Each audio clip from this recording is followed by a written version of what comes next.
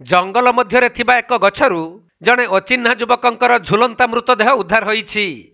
एपरी अघटन घटी बालेश्वर जिला सिमुलिया थाना अंतर्गत ओडा पंचायतर ओलदपुर ग्राम एक ग्राम्य जंगल रे, जहाँकि जंगलर एक बड़ कुदम्ब गछरे जड़े युवक बेकरे रसी लगाई जीवन हारी देइछन्ति।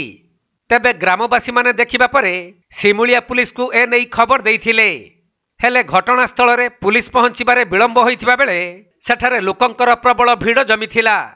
सेपटे मृत युवकंकर परिचय मिली पारि नाही।